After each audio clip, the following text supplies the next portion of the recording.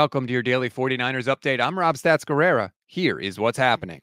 After the game on Sunday, multiple 49ers players said they had confidence they could bounce back this season because of what they've overcome in years past. Well, on his conference call yesterday, Kyle Shanahan sent a very different message. No, I don't think it pertains to anything. I think everybody goes off their life experiences, and we have, so people who have been here can always resort to that and just know how things work.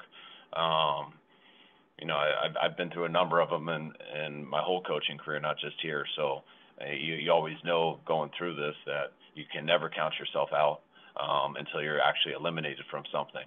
But I think every year is different, and we got to write our own story this year, and has nothing to do with other years. Good for you, Kyle. That is exactly what you should be saying.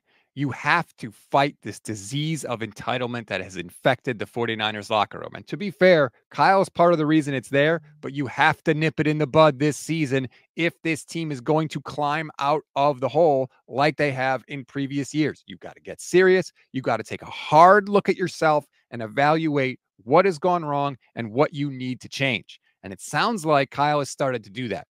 Take a listen. When you have a lead on people, you need to finish them. And the way you finish people is you continue to score. And if you aren't doing that, you can't turn it over, and you got to stop people at the end. And we had a couple chances there at the end, especially on that fourth down. Thought Kyler made a hell of a play. But those are the plays you got to stop to win these, especially when it's tight like that. Things snowballed on the 49ers on Sunday, especially in the fourth quarter. They just kept making losing plays.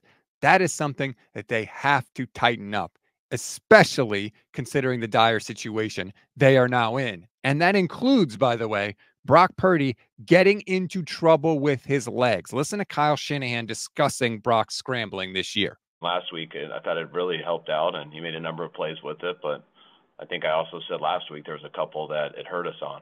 And I'd say the same thing happened yesterday. There's always some good and bad from both of those things. You hope the good outweighs the bad, which it has. But there was a couple, in particular, that sack on the 2nd and 14 that were tough to overcome. Without question, the mobility is part of what makes Brock Purdy great, but it's also what can get him into trouble this season. He's done more good than bad for sure, but going forward, that ratio needs to get a little bit bigger if the Niners are going to be successful.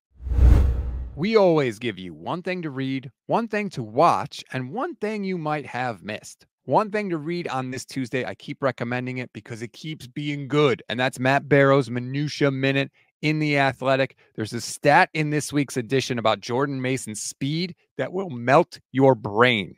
If you want to read it, click the link in the description of this episode. One thing to watch, the injury situation for the Niners. They didn't have an official practice report because they didn't have an actual practice yesterday, but they released a simulated report, and let me tell you, it is lengthy. Chris Conley, Jordan Elliott, Demetrius Flanagan-Foles, Talanoa Hufanga, Jake Moody, and Mooney Ward all would not have practiced if the 49ers had one. Jair Brown, George Kittle, and Fred Warner would have also been limited. On the plus side, Jacob Cowing would have been a full participant, so it looks like he is all the way recovered from that shoulder injury. One thing to watch, the Seahawks are dealing with injuries of their own. They lost cornerback Tariq Woolen and linebacker Derek Hall in the game on Sunday. They were listed as out on the simulated practice report from Seattle. They're also missing a couple other players on that defense. So the opportunity is there for the Niners in Seattle to try and right the ship. They just have to handle their business. That's a wrap on today's 49ers in 5. Please rate, review, and follow the Gold Standard Podcast Network wherever you get your good audio podcasts. Like and subscribe to the YouTube channel as well. Click the bell so you'll get notified every single time we go live, which is every single weekday, and after every 49ers game for you. Enjoy your Tuesday, everybody. I'm Rob Stats Guerrera. We'll talk later today.